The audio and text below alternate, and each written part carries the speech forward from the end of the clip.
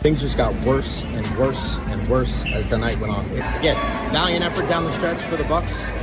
Just too little, too late. Let's go down and let's see what Coach Fletch and the rest of the crew has to say. And as always, go Bulls. So let's head into the locker room right now and see what the guys have to say about that one. Wow. Where do the Buccaneers go from here? What an incredible atmosphere. What a good win for the Tampa Bay Lightning. They snapped a 7-game winning streak. How we feeling, Bucs Nation? It's time to party, baby.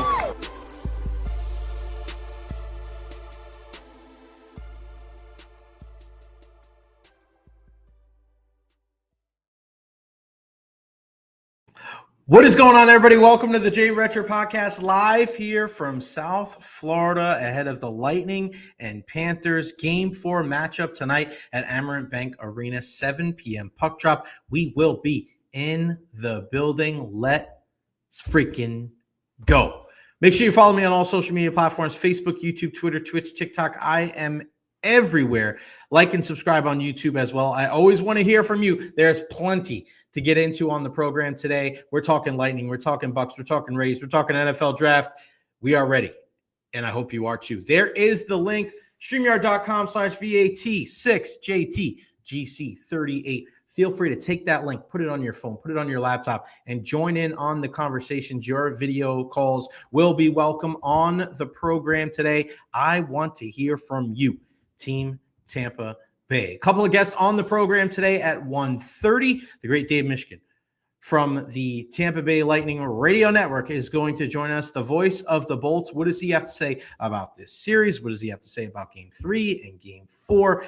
The Mish will join us at 1:30 today. At 2:30, the great Scott Reynolds from Pewter Report. What a great job that Pewter Report did over the weekend, covering all things Buccaneers in the 2025 NFL Draft. You know, those guys are going to be all over it. Fantastic job by them. So we'll wrap up the show with the closer, the Mariano of the Marriott. The great Scott Reynolds is going to join us here on the program. Shout out to Benny and Dolan and everybody. If you want to chime in on the conversation, again, here is the link, the StreamYard. Put that on your phone, put it on your laptop. And, of course, the super chats are very, very appreciated. On the program today, plenty to get into. We've got audio from Jon Cooper. What did he have to say after morning skate today at Amerant Bank Arena? We'll have that audio for you here in mere moments. We'll talk the NFL draft at 1:15. I mentioned Mish at 1:30. The Rays. What a road trip for our Tampa Bay Rays, 5-1. And the big reason why is Chandler Simpson. And we're going to go into what I love about his game at 2 o'clock. We'll hear from Yanni Gord and J.J. Moser, two of the guys who spoke after morning skate today before Game 4 tonight. I'll give you my final thoughts on the NFL draft at 2:15. And then, as I alluded to, Scott Reynolds from Pewter Report at 2:30. So, questions, comments, concerns. And Dave, I'll give you that, DT. I'll give you that. Liverpool winning the Premier League. Congratulations to them. Your thoughts on all things Tampa Bay Lightning. You can feel free to hit us up on the stream, or questions, comments, concerns, post them there at the bottom. Let's try to fill that list up as much as humanly possible, and I will answer all of those questions for you. Lightning down 2-0 going into Game 3 on Saturday. So I got up, and here's what I did. Saturday morning, I get up at 6. I drive my happy ass down to Sunrise. I get in about 11 o'clock or so and get ready for the big game. And we really wanted to see what this Tampa Bay Lightning team was all about. Were they going to fold like a cheap tent? Were they going to rise to the occasion? I didn't necessarily love the start. Didn't like the start at all. And the Panthers were able to jump out to a lead, loose puck in front of the net. Matthew Tkachuk scores. Boom, the Bolts are down 1-0. It's not looking good.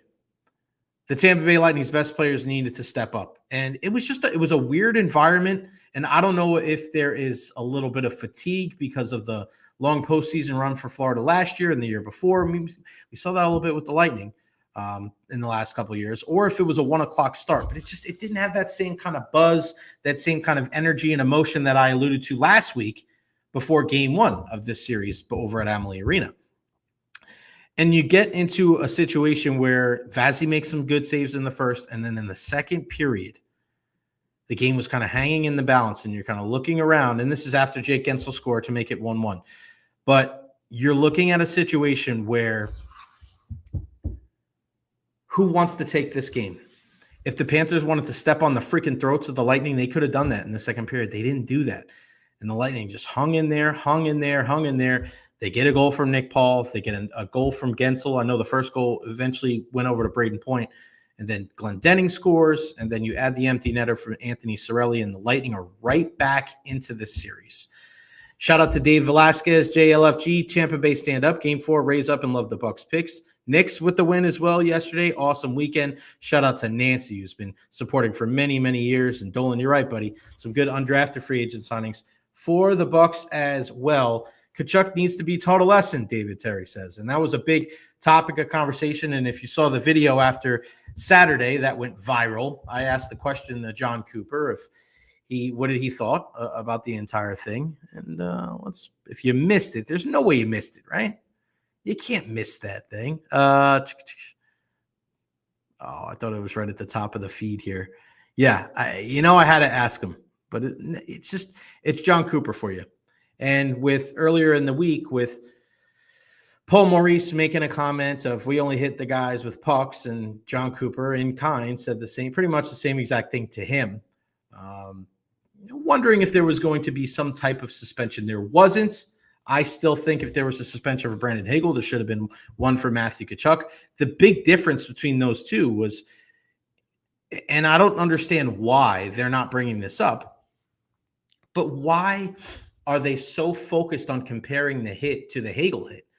One huge discernible difference was that Hagel was skating with Alexander Barkov going down the rink, right? He was going with him, and then he had a hit. It was a split-second decision. Matthew Tkachuk gave up at the end of the game, just completely gave up on trying to stop Anthony Cirelli from scoring that empty net goal. He turns and waylays Jake Gensel right in the middle of the ice. And I don't understand why this narrative of like, oh, he touched the puck, like that should matter. What do you mean?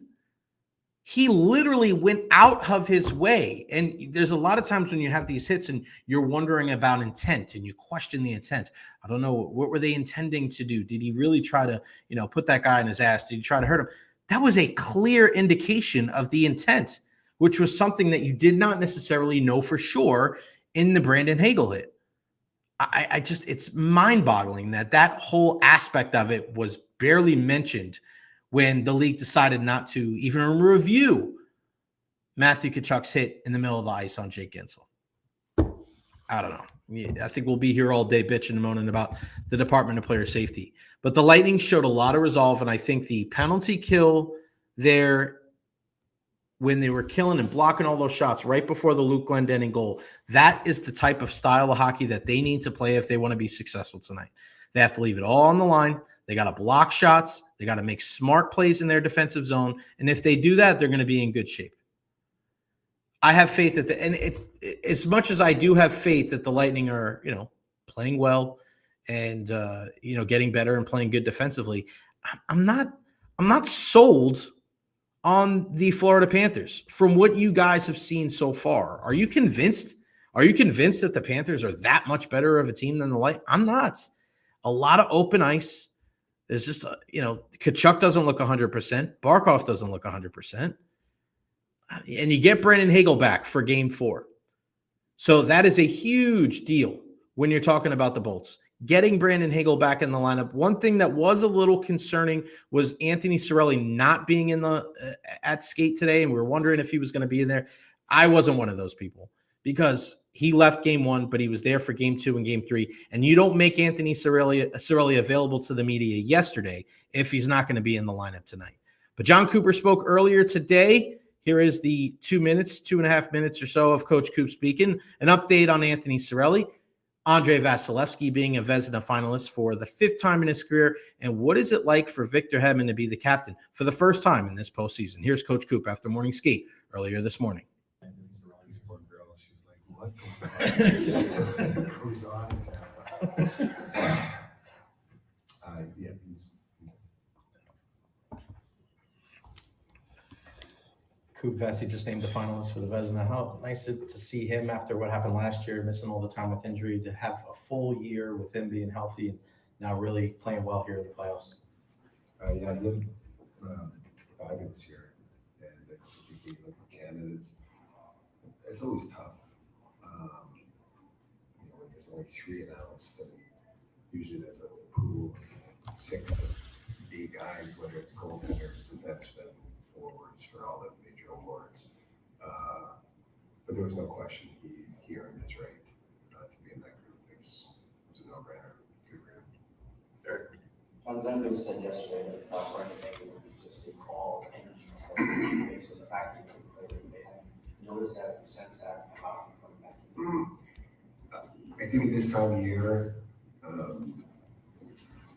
rest is good. We want, in regular situations, we want Brandon to be out a lot, no question. In perfect scenario, win the game, and he gets a little more time off and be able to come back. That's unfortunately how it worked out for us. So, the big thing is, don't come in with too much energy and emotion. Just come and play the Brandon Baker game. That will go for us. Roger that. I know Penny's always been a leader for this group, but how have you seen him embrace or approach this first playoff series as the captain? The same way he embraced game 1 of the regular season, being captain. He had a great guy to learn from. I played right before him, and Steven Stamkos, and he's just kind of taking the baton and move forward with it. And it was just a calming influence on everybody. And he's really learned in the years the captains before. So great job. Good stuff there from Jon Cooper. I just love that the Lightning don't shy away from the memory and the legacy of Steven Stamkos, and really paying a lot of attention and also giving him a lot of credit for what he was able to do to lay the framework and lay the foundation for a fantastic leadership core. And you see it with Andrei Vasilevsky. You see it with Nikita Kucherov. You see it with Victor Hedman and Ryan McDonough and the whole crew. So there's a lot of excitement when it comes to this Tampa Bay Lightning team as far as tonight. And I know Gary Gerhardt's one of them. Tampa Bay Lightning, big win, game 4 tonight. Lightning win series. What do you guys think? Do the Lightning win tonight, game 4? I want to hear from you as well. There is the StreamYard link. Feel free to put it on your phone, on your laptop, so we can hear from you. What else? When you're talking about the game tonight, looking at the lines today, no Anthony Cirelli. But with that being said, something really did pique my interest when we were looking at the lines, because we know now, we saw it in the last game, because I've been calling it out. I've been saying that Nikita Kucherov and Victor Hedman need to step up. I thought they played better. I thought Kuch played better than Heddy. But Kucherov making those plays in small spaces, feeding the puck to Jake Gensel, him and Point, that top line, run, Rabbit, run, go, go, go. I don't think Barkov's 100%. I don't think Kachuk's 100%. Those guys need to put their foot on the gas pedal and move. So it's Gensel, Point, and Kucherov today, then Gord, Paul, and Gonsalves. Gergensons, Glendening, and Chafee, and then Hagel, Geekie, and Atkinson. And you would have to think that Cirelli or Atkinson's just a placeholder for Cirelli. So in my opinion, they go back to 11-7 tonight. And I think that it'll be Gensel, Point, Kucherov. I think it'll be Cirelli, Hagel, and Geekie. Could be. We'll see. Maybe you put Gord in that spot, but Gord, Paul, and Gonsalves playing together. I like Paul, Gonsalves, and Geekie. And then maybe you have Gergensons and Glendening as those 2 forwards on line 4. I like what Mitchell Chafee has brought to the table as well, playing a very physical game. And we know what the 7 defensemen kind of bring. So we'll see, 12-6 or 11-7 tonight. I like the physical aspect of the game, but it's not just about the hits, right? I've been stressing this. If you're just talking about the physicality in the game, you're not really giving any type of insight on what's different. You're not talking about time and space. You're not talking about getting shots on net. You're not talking about block shots. I mean, one of the big things, and I've been saying this for so freaking long, is don't just rely on hits. I posted this on Saturday afternoon at 3:30. Everyone keeps saying hits. I'm looking at this stat, block shots. The Lightning had 14 combined shots in games 1 and 2. They have 18 in game 3 with 9 minutes left, leaving it all out there. That is what it's going to take. You have to be selfless. You have to do whatever it takes to come out on top against a very, very tough Florida Panthers team. They're the defending Stanley Cup champions for a reason. Put doubt in their head right off the rip. Let them know that the Lightning are here to stay, and just keep your foot on the gas. Because I am not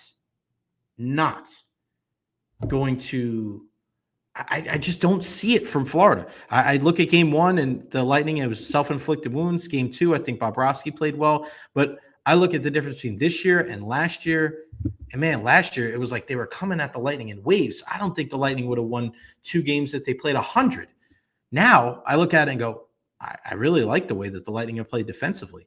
I think after period 1 of game 2, Andrei Vasilevsky in the last 5 periods have been fantastic. And now Nikita Kucherov is starting to find his groove. Jake Gensel is a guy he's doing what the Lightning brought him in here to do.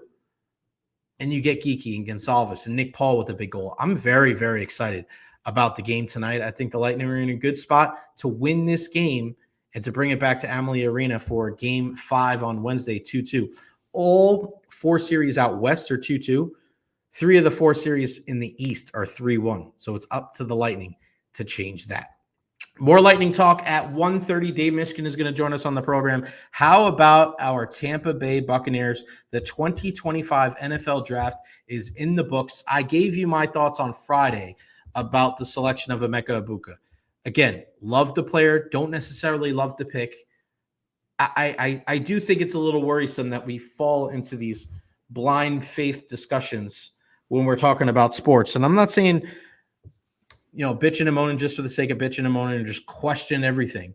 But I don't think it's out of the realm of possibility. I don't think it's like asinine to question Emeka Egbuka being the first round pick at 19.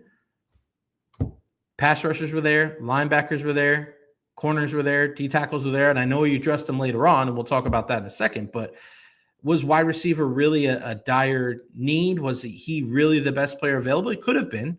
And again, that's their prerogative. They earn the right to be able to do so, especially with the amount of success they have. But just because you have success with a draft class doesn't mean that every single pick in every single draft class concurrently is going to be perfect, right? Let's look no further than Julian Breesbaugh. Hit after hit after hit, and then he did what he did for Tanner Jeannot. Nobody's perfect. So let's keep that in perspective. If, again, Mike Evans comes back and Chris Godwin comes back, and those guys are starting week 1, and Jalen McMillan takes that next step going forward, and Emeka Egbuka is your wide receiver 4 to start the season, and let's say you lose a couple of games early on in the season defensively, you may look back at that draft and be like, damn, man, maybe we could have went in a different direction. Maybe. But for the rest of the picks, I really enjoy the thought process and starting with the next pick with Benjamin Morrison. Now, we've heard all of the different things about Ben Morrison and, his dad playing with Todd Bowles, and you saw the video. I mean, if you're a Buccaneers fan, I don't know if you've been living under a rock or something, but seeing how emotional he was on the phone, getting that draft call from Todd Bowles. And I love that. That is a guy that loves the game. He loves the game. He wants to be a part of it. And that I love the legacy plays, the Antoine Winfield Jr.'s of the world. There's just something different about players that, and I'm not making some kind of offhanded or backhanded joke on Shedeur Sanders, but for the majority of the time, I really do like guys that know what it takes to be a professional athlete, whether it's in football or not. That's one thing I loved about Seth Jones, the defensive for the Panthers coming out. And his dad, Popeye Jones, was in the NBA. He knows what it entails. He knows about the work ethic. He knows about being away from family and knowing, all right, these are the sacrifices that I have to make to be successful, to not just be really good, but also be great for a long time. I love the pick with Benjamin Morrison. This guy's got a nose to the football, bunch of interceptions. You got to be very wary of where you get your information from, because I went to ESPN and it said he's a sound tackler, and then I go to NFL.com and it's like, well, he's got some issues tackling. I'm like, all right, so what is it? I will trust the Buccaneers in this aspect. They love drafting guys that, and I'm talking about at the cornerback position, that can tackle in space. That is their thing. They have kind of looked at the one aspect of it and said, all right, well, we might give up some guys with some better ball skills for guys that can tackle. That's why, you've seen guys like Jamel Dean and Carlton Davis, right? Not exactly ball hawks themselves, but for something like this, Benjamin Morrison might be a guy that can do a little bit of both. That is what we wanted to see. That's what I wanted to see going into this draft. Can you find a guy that fits what you normally like in a cornerback. A guy that's 6 feet and above, a guy that if he's out there in open space can make the tackle, but then also have some ball skills as well. And Benjamin Morrison fits that to a T. Next up, when you're looking at a guy like Jacob Parrish, 5'10", 191, go get that nickel spot, young man. Smaller guy, shifty as hell, Kansas State. As soon as that draft pick is made, I'm thinking about my guy, Scott Reynolds, a Kansas State alum. Again, he joins us at 1:30 today. Those are positions you have to throw numbers at. The pass rush and for the cornerback position. Love that. Love that idea. I think it's so smart to be able to do that. And now you start looking at how this defensive roster, especially in the secondary, is going to shake out with the selection of Morrison, with the selection of Parrish. I like that. Going forward, David Walker. This is a kid where you look at people outside of this kid went to Central Arkansas, right? Does anybody even know what the mascot for Central Arkansas is? Right? Exactly. So as much as you want to get a guy from LSU, get a guy from Alabama and Georgia and all this stuff, like sometimes you get a guy from an FCS school. Sometimes you get a guy from a smaller school. He's had great competition against, he's had great production against smaller competition or weaker competition. That's fine. But what happens when he takes that step up? Those guys, every once in a while, I think are a smart play. Jalix Hunt is the guy. When Walker was picked, I thought of Jalix Hunt, the kid out of, I think it was Houston Christian last year that the Eagles picked. And you saw the contributions that he was able to make down the stretch for the Eagles as they went to win the Super Bowl. So a guy that for the Central Arkansas Bears, 63 tackles for loss, 31 sacks in his 3 seasons there. 6'1", 263. This is a guy that's going to compete. Put him in there and see where he's going to fare when you're going up against, and I'm talking about competition within your squad, looking at the Hassan Reddicks of the world. And he is going to push Yaya Diaby and push Chris Braswell and Anthony Nelson and these other guys on the outside. Throw numbers at the situation. I am a huge fan of this pick. And when you look at selections for the draft, sometimes teams go so projection heavy. So, all right, well, this is what he was in college. This is what I think he's going to be in a couple of years. I don't think it's the worst thing in the world at times to take guys that you kind of know what their production was in college, regardless of the competition. Okay, if he was good there, he should be good at this level. I'm not saying every single player you do that for, but to pick every single guy on projectability, that's a lot because you have to fill so much of that gap and you have to rely on all of your coaching and all of your development. Depending on where your team is at, you need more guys that can contribute right now, and the Buccaneers are in that spot. I know you want to look for the future, but this is a team where like you're winning division titles. You want to make a step forward so that you can possibly play in the conference championship this year. And this kid's 25 years old. There's a maturity level with him where he's going to come right in. He's not going to be messing around. He's not going to be fooling around and not prepared. I like that mindset. Also bringing in Elijah Roberts, 6'4", 285, beefing up that D-line. This is a guy, again, is it more about projection or more about production? You look at this kid's stats, and you see at SMU, and we've seen some SMU games, and I know he says edge, but he's going to be a guy that's going to be, probably a D end in the 3-4 there. 23.5 tackles for loss, 17.5 sacks, 4 forced fumbles, 2 years there with the Mustangs. Where does he fit in? Does he push a guy like Logan Hall? What happens with William Golston? Right? Is he going to take some of the snaps maybe from a Kalijah Kancey? You don't know. That internal competition goes such a long way when you're trying to build a good team. It can't just be this guy is going to get that spot because we drafted him here and he deserves it. If you've been listening to this show, you know how much I hate the word deserve. You earn it. You earn the right to go out there and play on Sunday. You earn the right to be able to ply your trade, to give your team a position to win so that, listen, you win games, you make more money. Like I think it's kind of an easy, it's kind of easy to tell.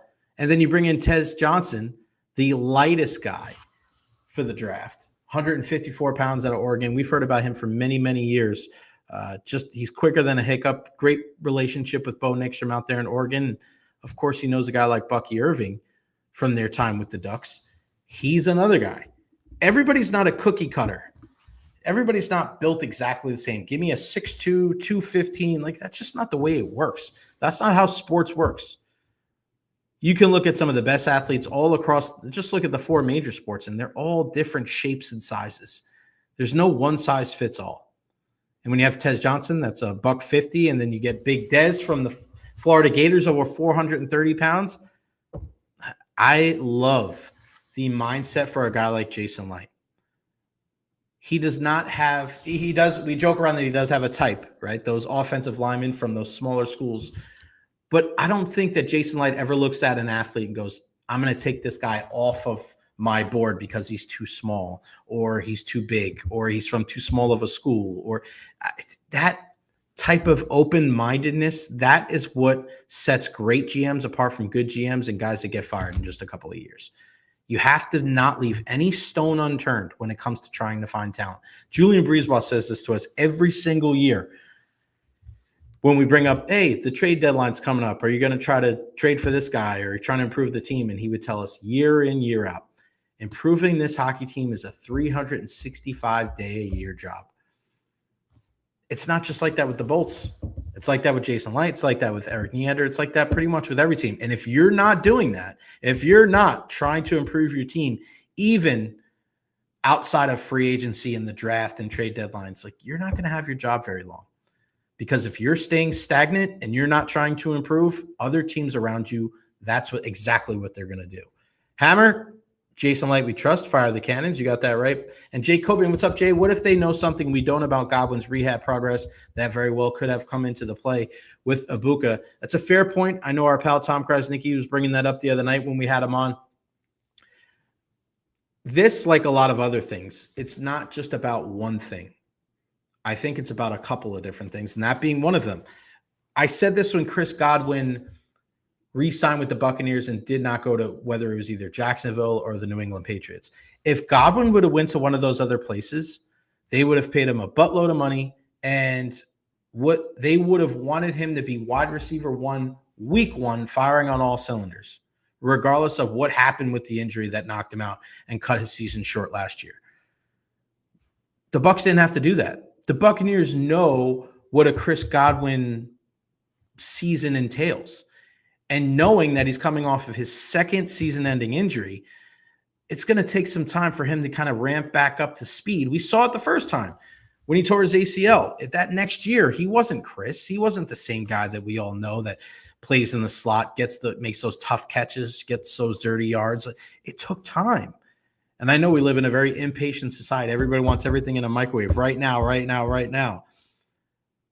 But for Chris Godwin's sake, the fact that he came back to the Buccaneers, it afforded him the ability to not have to be wide receiver 1 right out of the gates, where it would have been a completely different scenario in Jacksonville and New England. So with that mindset, that could be a reason why you go get Emeka Ibuka, because you don't know if Chris Godwin is going to be whether ready for week 1 or at least 100% for week 1. And then I look at the other guy. I look at Mike Evans. Mike Evans, it's great that he came back. It's great that he didn't go to Kansas City or Houston or Dallas or any of these other places. But we also know that he's on the downside of his career. So making this selection gives you some just cushion there if Mike hangs it up after this season, or if Mike himself gets banged up, because as much as we talk about Chris getting injured last year, Mike got injured too. So there was those 4 or 5 weeks there in the middle of the season where Jalen McMillan and Sterling Shepard, those are your top guys. So I get that aspect of it, of why you would draft a wide receiver there at number 19. I just don't know if it's realistic to go into every season thinking that you're going to lose your top 2 receivers. Like, what team isn't going to be screwed if they lose their top 2 guys? If Minnesota loses Justin Jefferson and Jordan Addison, if the Dolphins lose Tyreek Hill and Jalen Waddle, if the Bengals lose Jamar Chase and T. Higgins, like, that's going to happen. Like, right? The Lightning aren't going out and drafting goalies because, man, Andre Vasilevsky could miss time next year. Like, I know it's a little bit different, but it's that same rationale. I understand having that cushion, but I think there's a fine line between getting best player available and guys that can help you the very next season. All right, let's get back into the Lightning talk, and we'll do it with the voice of the Tampa Bay Lightning, our good pal from the Lightning Radio Network, the Lightning Audio Network, Dave Mishkin. Hey, Mish, how are you, buddy? I'm good, Jay. Long time no see.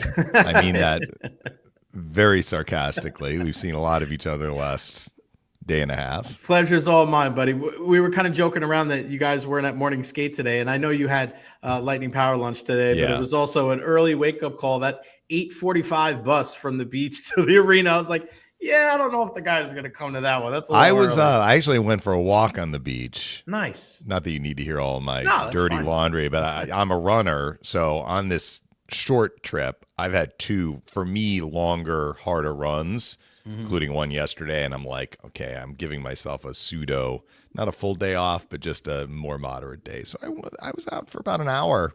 Nice. Walked down and came back and got ready for power lunch, which we just finished, and now chatting with you. There we go, man. And obviously the big news today over at Morning Skate today, Anthony Cirelli not in there, but Jon Cooper confirmed that he's going to be back in the lineup. But Mish, and I know that just because the lines are the way they are in Morning Skate doesn't mean they're going to be there for pregame warmups or for the game. But looking at the lines, I mean, we know that Point, Kucherov, and Gensel are going to be there on line 1, but Atkinson filling in for Cirelli there on a line with Cirelli, Hagel, and Connor Geekie. Talk to me about that middle 6 on what you've seen so far and also what you think we could see for Game 4 tonight. This is a complete guess, and I just went over this with Greg Linelli on Power Lunch, so I'm already kind of on the record saying that this is a guess, but this is how I kind of see how they ran the lines. So you're right, Gensel with Point and Kucherov, and you mentioned Gonsalves with Paul and Gord. Mitchell Chaffee came in for Game 3 due to the Hagel suspension. I guess he was in also when they scratched Radish in Game 2, but they had to have a forward in there with Hagel out. So I thought Chaffee played very well in Game 3. And I felt that line gave the Lightning what they needed. So when the Lightning have gone 11-7 recently, often the line with 2 forwards has been Glendening and Girgensons, and there's been a rotation of a third guy. I think they like Chaffee with those 2 guys. I think they like what they got in Game 3. Again, I like what I saw, so I think they like it as well. So Cirelli is obviously going to play. So what do we make of this line with Hagel, Geekie, and Atkinson? I think Cirelli comes in. I think your scratches are Atkinson and Geekie. And I think this is more about what Mitchell Chaffee showed in Game 3. I may be wrong. They may scratch a defenseman. They may work the lines a little differently. Chaffee may be out, and they go back to Girgensons and Glendening as the line with 2.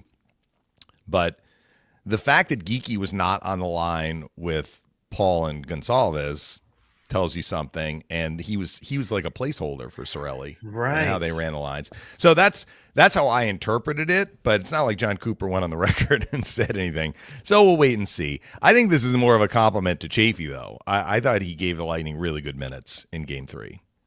You know what's funny? And Geekie hit the post in Game 3. No, so I mean, it's not that his game has fallen off the map. I think this is more about they really like what they got from Chaffee, and he fit in well with those other 2 guys on that line. Dave, I'm going to add to that, and I did not know that we didn't put 2 and 2 together when we were standing there in the locker room before we left. Connor Geekie was one of the last players on the ice, and he usually is one of the last players on the ice. Yeah. But this was he was out there with Atkinson. Yeah. So I wasn't there, so I didn't see that. Yeah. We reported that. Yeah. You know what? Now that you say that, Dave, that you might be on to something right there. We may see Geekie scratch tonight.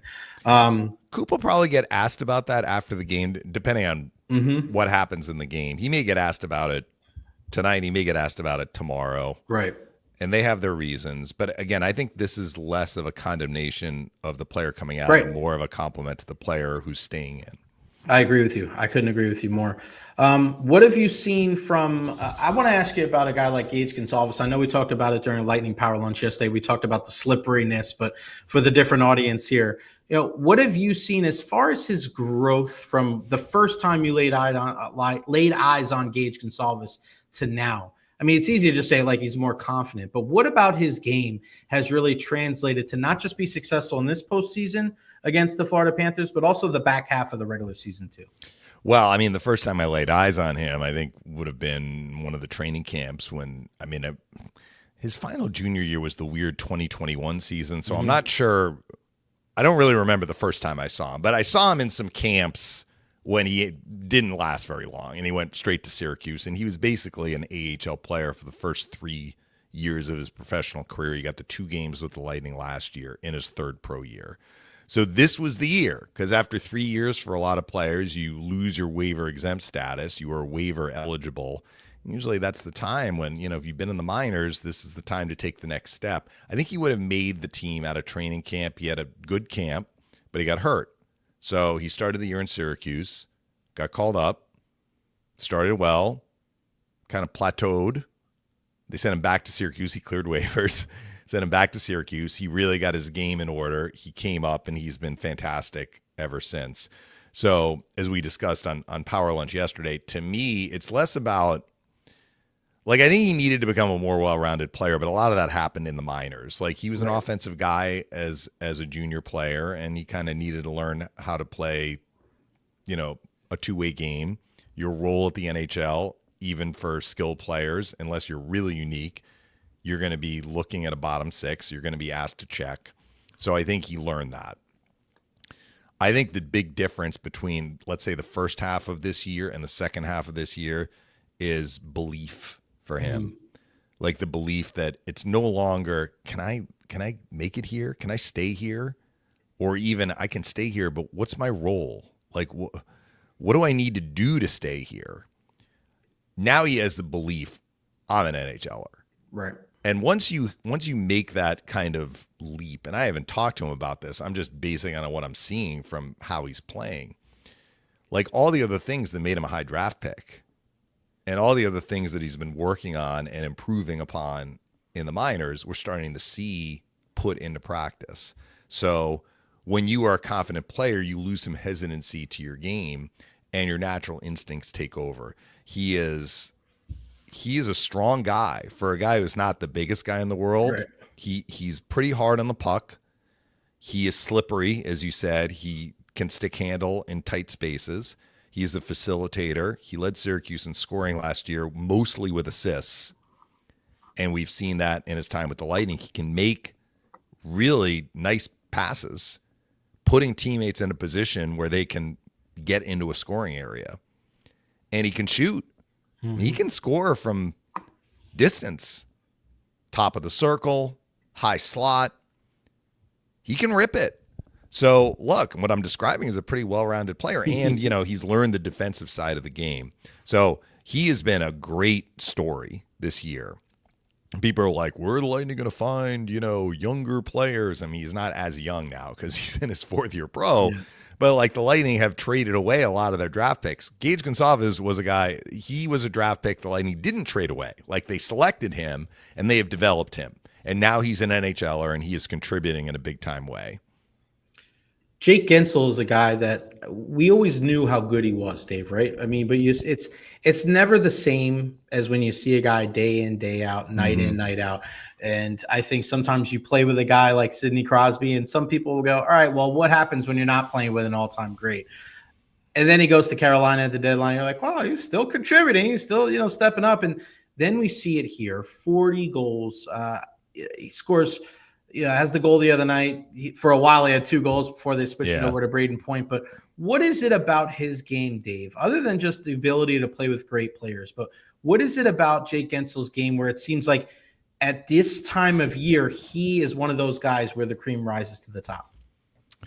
Well, what is it about his game? Jon Cooper was asked about that at the start of the series, and he answered the way a lot of people have answered when talking about Jake Guentzel is hockey IQ. Because kind of like Gonçalves, he's not a big guy. He actually doesn't look small on the ice. But, I mean, his stats, he's not 6'3", 210, right? Right. So, he is what we would call, if not undersized, certainly not a big guy, but he is able to play in high traffic areas where usually smaller guys or undersized guys or guys who are not as big have trouble kind of camping out, right?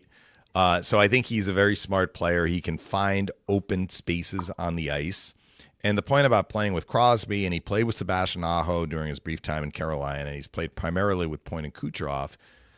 Coop said not everybody can play with Point and Kucherov. It's not just like you're going to go play with two of the best players in the world and you're going to excel because they're so good.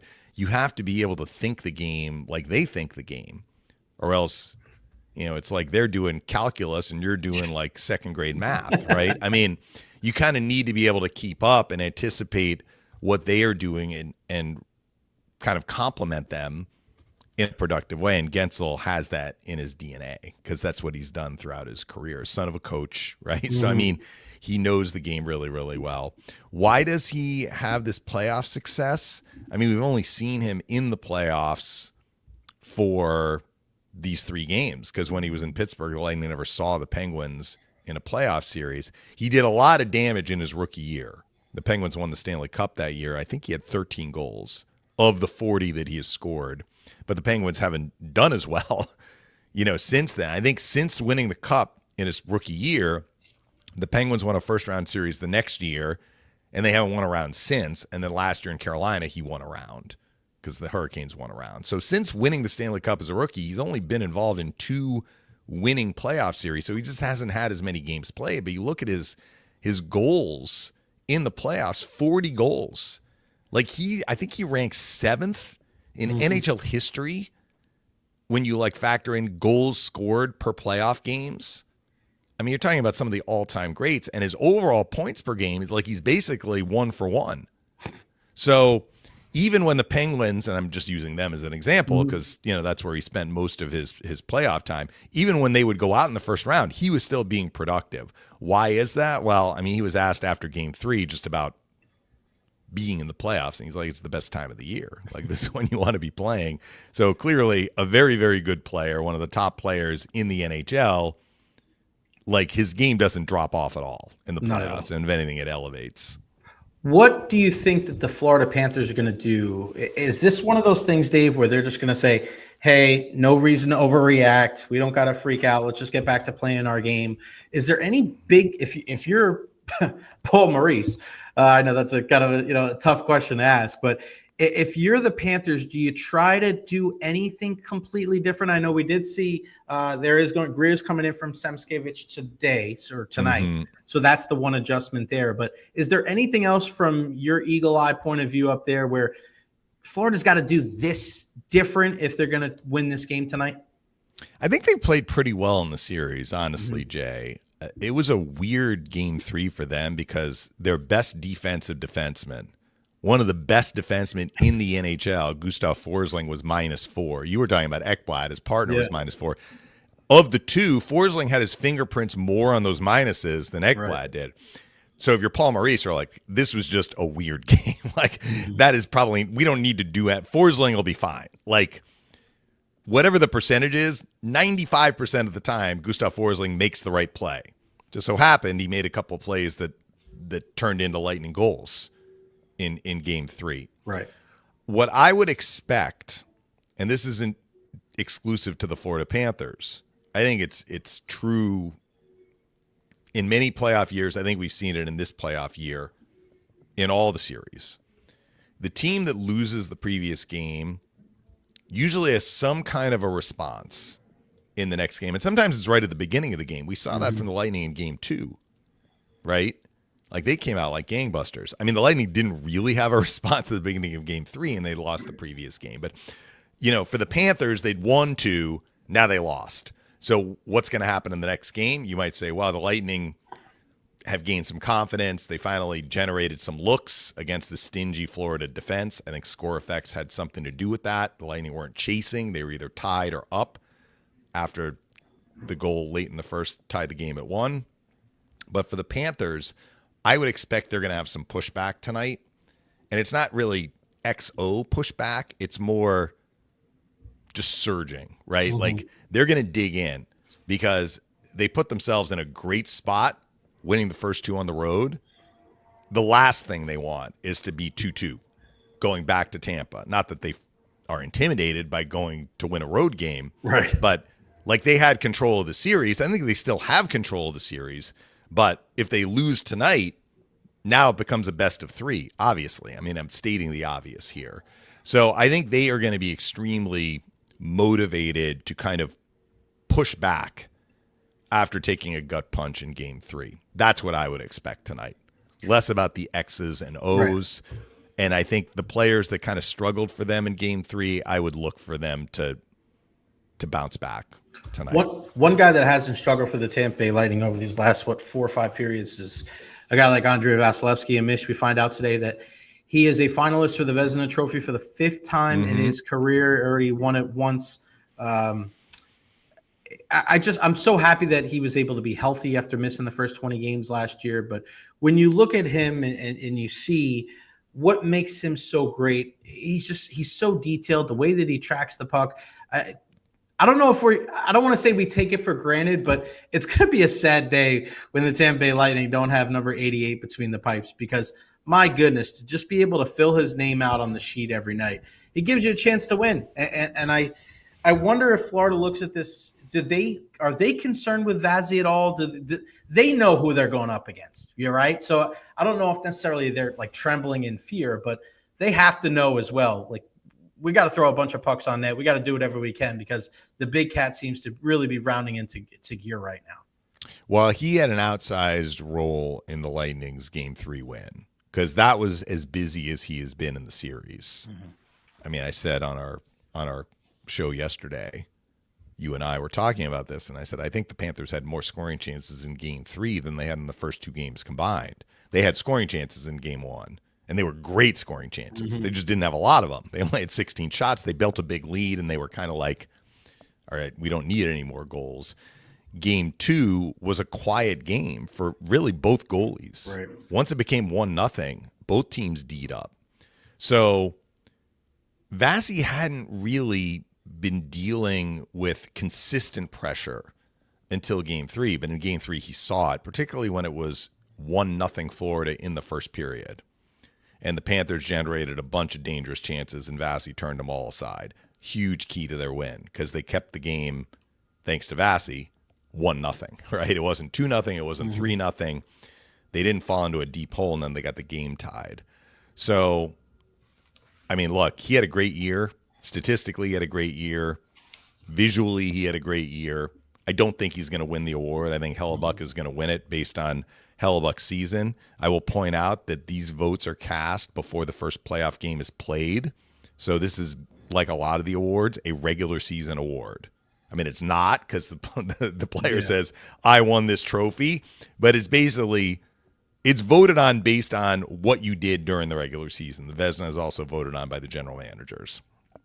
I think Hellebuck wins it, but I'm glad for Vazzy. He deserved to be a finalist. And now is when, the games are more important now than they were during the regular season. Hopefully Vasilevsky can keep it going. But he played very, very well in game 3. No doubt. Dave, before I let you go, is there one player or one storyline that you're keeping a close eye on tonight, maybe more than the rest?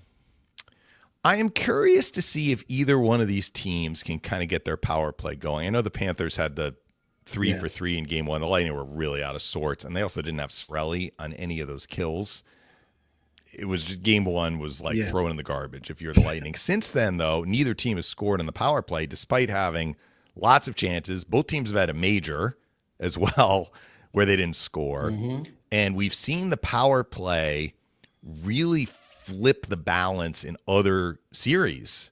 I mean, notably that LA Edmonton series, like both teams have done very, very well in the power play. And, you want to have a good penalty kill. I mean, I think having a good penalty kill is actually more important than having a good power play in a playoff series, because you can find other ways to score. If you have a leaky penalty kill, you're putting a lot of pressure on yourself to make up what the penalty kill is allowing.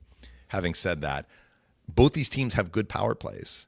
So will one of these teams win the special teams battle tonight?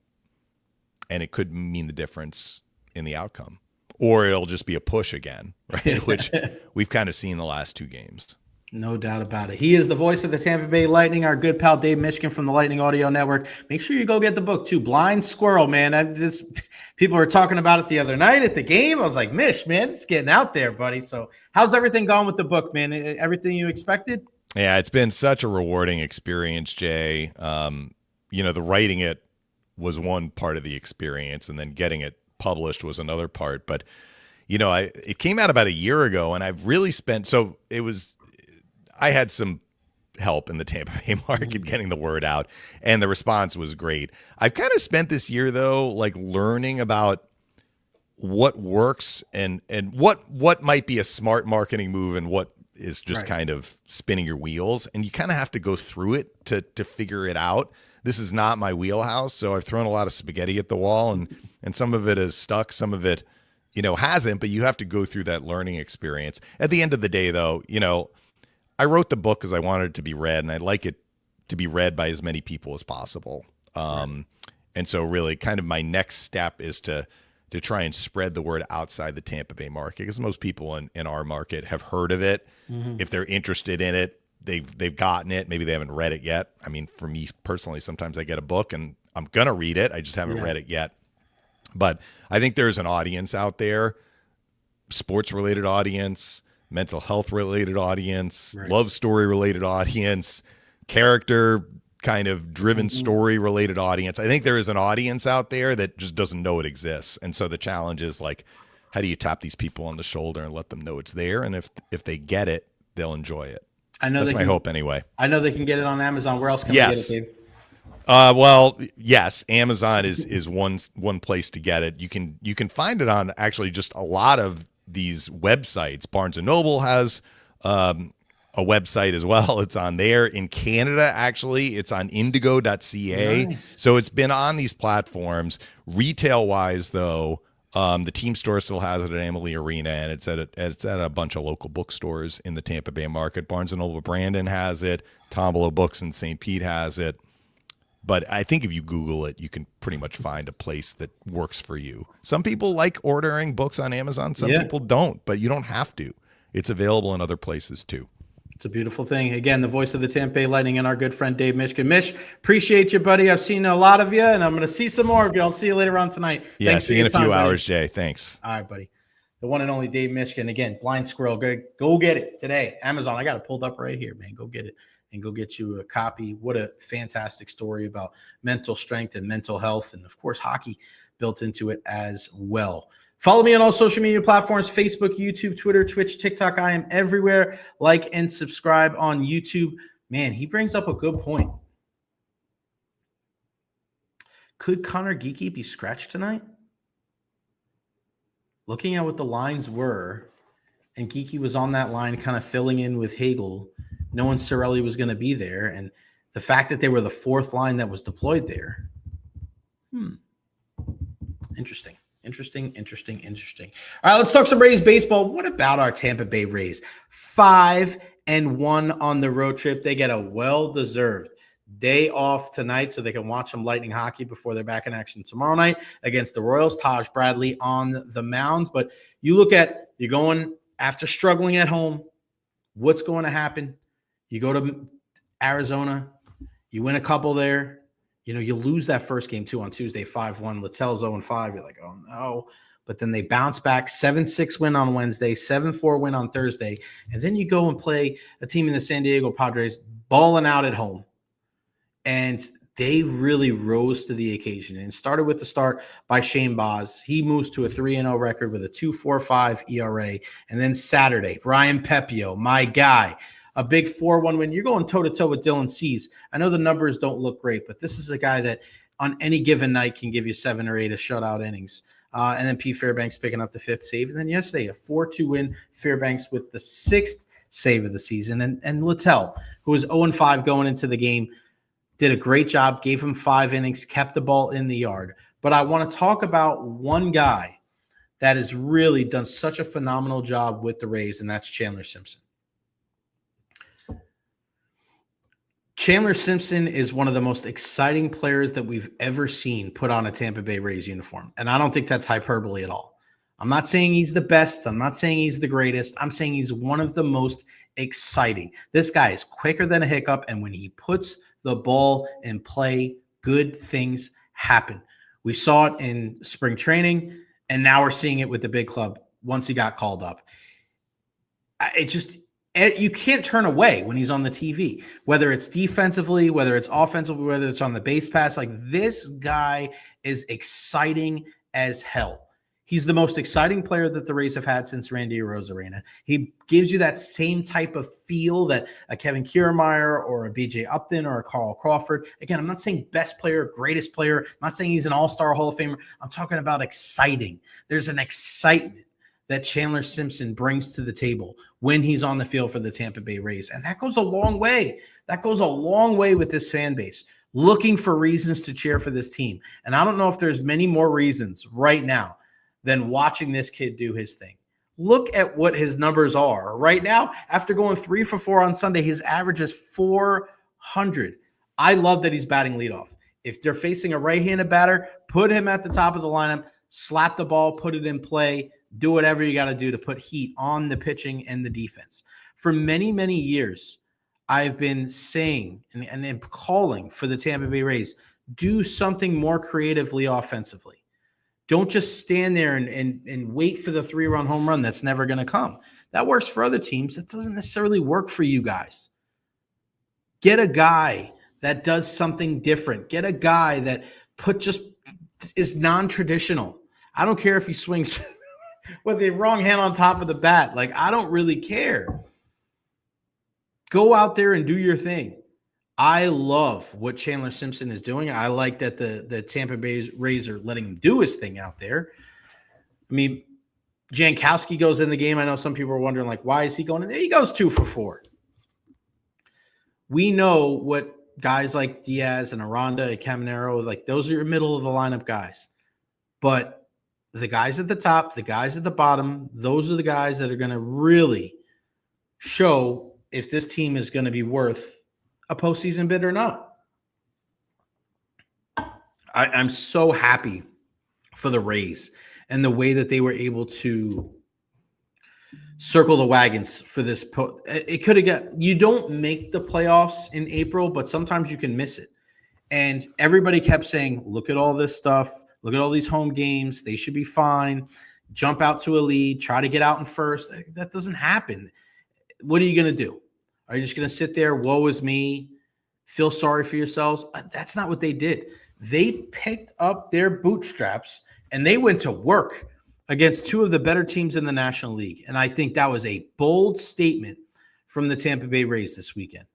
But you got to follow it up now. Now you're back home after a day off against Kansas City. Keep your foot on the gas. Find your motivation wherever, whatever it takes for you to feel good about yourself, for you to play well, whatever. It's different for everybody. But lean into what makes you good, the pitching and the defense. Look at just looking at the bullpen yesterday, from Rodriguez to Montgomery to Aceta to Fairbanks, 4 innings yesterday. 4 innings after you got 5 from Littell. How many hits? 0. How many runs? 0. How many walks? 2. Punch outs? 3. And you're getting outs. Just get outs. Love it. Couple of double plays as well. And Taylor Walls hitting a home run. I know a lot of people love that. Piece it together. Piece it together. A little bit here, a little bit there. It's okay that you don't win games the same way as the Red Sox or the Yankees or the Dodgers. Who cares? Just go out there and put your best foot forward and lean into your strengths.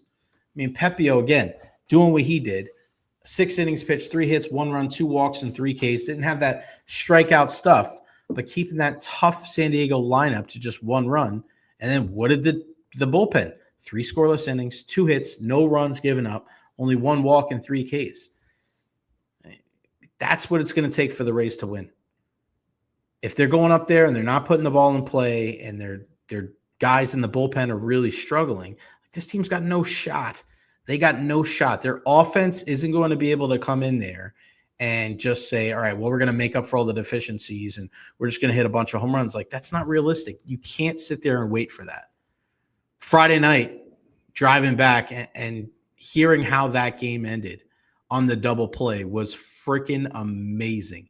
The play by Meisner, gets up, makes the throw, and what a great call on the radio from Neil Solondz and Andy Freed. And Shane Boz, 3-0 with a 2.45 ERA right now. If you have to pick one guy for the All-Star game for the Rays, it might be Chandler Simpson, but Shane Boz, again, another strong outing. I love how around the plate he gets.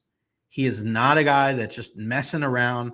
That's that bulldog mentality. And that's part of the reason I'm sure why he was so pissed that he got banged up and he couldn't pitch coming out of the gates last year. I love the attack mindedness of Shane Boz. If he continues to throw like that, I mean, you're setting the tone. You're setting the tone for when Shane McClanahan can come back and Pepio throwing the ball better. Taj is a guy that needs to take the ball. And, whenever we see Joe Boyle again, will he be ready? I like it. Adam, I want to answer this question. How did you feel about Wander Franco's Instagram story yesterday saying that it was something to the effect of, the God can take control of the storm? Let me get the right things here.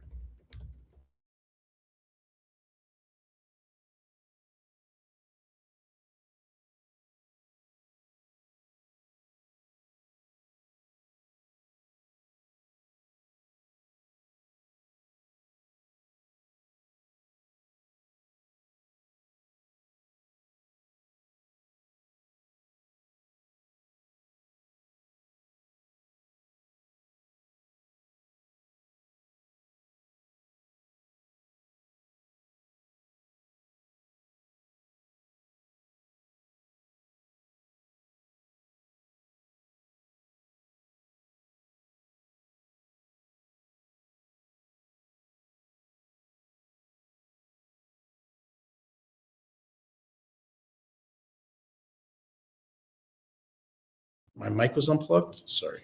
Are we back? Yes. Sorry, Adam. Thank you, buddy. I think something. I'm back now. I'm back. Thank you, guys. Am I back? You guys hear me? Thumbs up. Yes. Say yes. Am I back? Back like cook rack. Everybody? Everybody said I was muted because I was looking at the Wander thing real fast. All right, I'm back. Thank you, guys. But yeah, okay. So what I was saying with the Wander thing, I'll read it again for you if you missed it.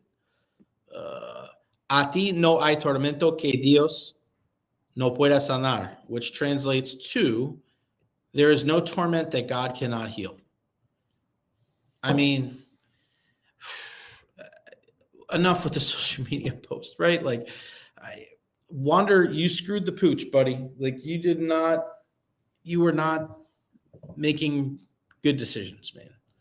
And it's so crazy to think that the Rays had what could have been a top 5 player in baseball, and his relationship with the 14-year-old girl, he could go to prison for 20 years. Even if he gets acquitted, like, what happens from here on out?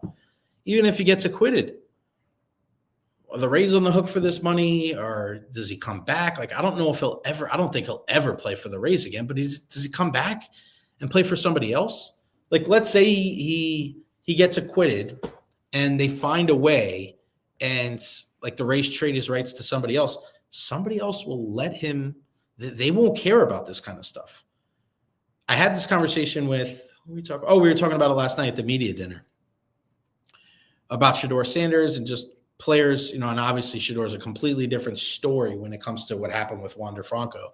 But the conversation that we were having was to the effect of teams and fan bases will look the other way for off-field, off-ice, off-court transgressions if you can put the puck in the back of the net, if you could hit home runs, if you can put the ball in the basket, right? Like, that's just the way it goes. Whether it's fair or not, that's the reality of the situation. You're going to put up with somebody's shit if they're one of the best players on your team, even if they're not the greatest citizen or the greatest teammate or all these different things. Like, it's just, you're willing to give more leeway to better athletes. Whether that's fair or not, it's the reality of the situation. You see guys get into big time trouble, and franchises and organizations will find a way to help them. You'll see guys that are much lower on the depth chart go through something and they'll be fired the next day. That's just the reality of it.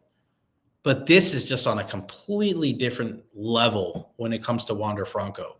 And I don't think we'll ever see him in a Rays uniform again, but there still is a lack of closure. There still is a lack of a resolution. He's going to be one of the most what if athletes probably ever in Tampa Bay sports history. Like, what if Wander stayed on the straight and narrow? Then what happens? Where would the Rays have been last year? Where would they be this year? Right? You're not worried. Like, what does that mean for Taylor Walls, Ha-Seong Kim, and do you trade a Carson Williams? And, right? Like, does the team? How well did they do last year? Just a couple of years after going 13-0 to start the season. I don't know. But things like this, it's more questions than answers when it comes to Wander Franco doing things like this. I wanted to play some of the audio today from Lightning Morning Skates. This is the advantage of being here today. And one of the guys that we really enjoy and we're so grateful that is back with the Tampa Bay Lightning is Yanni Gourde. I mean, we missed Yanni. I know if you're a big Lightning fan out there, you missed him and you know what he brings to the table. But just having him fly around and wearing that Lightning uniform, it makes you feel good. Yanni spoke today, and you can just tell listening to Yanni speak, he's not just happy to be back in the playoffs, but he's glad to be back in the playoffs with his buddies here on the Bolts. Yeah, we felt pretty good with our last game. There's always going to be some stuff that we want to get better at. And, we're excited for the game tonight. And, we're confident. We're confident in our ability, and we have been since the beginning of this year. 5 goals, what went into generating them? Our park plays, our execution was good. And I thought everybody chipped in and everybody did the job, and we worked extremely hard to get those. And over the course of the season, guys talk about getting players back from injury and how it kind of adds a little bit of a lift to the team to see him back. I know it was a suspension; it was only one game, but what do you think adding Hag back will do this room? Well, obviously, he's an elite player in this league. He's so great for our team. He plays in every situation, so it's always great to have a player like that back. And we're excited to have him back, and it's going to create a lot of energy for us. Yeah, there's something to be said about home playoff games, with those road playoff games where it's that us against the world mentality. What was that like for you to be back wearing the crest and going out there on a hostile environment, coming away with a win? Yeah, it was great, and we love those games, and those are games that you want to dress up for, and those are as exciting as it gets. Playing the playoff, regardless, it's amazing, and being in that situation, and we're excited for a challenge tonight again, and we know they're going to come out hard, but we're going to set our pace and set our tempo. And you're a guy who's always played with a lot of emotion in your game. You see how much emotion Brandon puts into his game. What kind of pent-up energy you think he's going to have after this game? Yeah, I mean, you've seen him more than I have, but we know how much passion he plays with, and we're excited about that. And like I said, it's always great to have a guy like that back in our lineup, and the energy, the passion he brings every single night. It lifts us, and we're excited for tonight again. And you've been in this situation before, once a team loses a playoff game, the next game we always talk about their urgency level. Like, what do you expect from Florida, and what do you imagine? Yeah, exactly. We know they're going to come out hard, and we're prepared for that, and we have to be ready to push back. Such a leader for the team. And again, to have him back in the lineup and have a guy with experience and that's why I asked. That's why I asked the question of, hey man, like, what is that like? What is that like to be able to go in a hostile environment and know that, like, it's us against the world? Nobody's going to be pulling for us. You can say that you know what it feels like until you actually are there in that position. Some people, you just see the moment overwhelms them. And to be able to go out and get a guy like Yanni Gourde, that's games like Saturday afternoon, games like tonight. That's where the experience really pays off. And it's tough. It's tough to quantify. It's tough to look at that and be like, well, this experience makes you 14% better. Like, that's unrealistic. That doesn't happen. But I would love, and Craig, thank you for contributing to the program. I hope the Bolts re-sign him would be a perfect 4C who can move up the lineup. Yeah, I mean, I don't know I like the 4C. I like Luke Glendening. I mean, this team's undefeated when he scores a freaking goal, and he's a monster in the faceoff dot, a right-handed guy. I mean, if you're telling me that the fourth line next year is going to be, let's say you bring Gergensons back, Gergensons, Gordon, and Glendening, the 3G line, like, would anybody have a problem with that? I wouldn't. You obviously want to see guys take a step forward, and we'll see what happens in free agency. But, right, Bjorkstrand's going to be back next year, right? Looking ahead real quick, I mean, Point, Cooch, and Gensel will be back. Sorelli, Hagel, and let's just for, shits and gigs, we'll say Geeky. Then third line, Paul, Gonsalves, and Bjorkstrand. And then your fourth line, as I just alluded to, that doesn't sound too bad.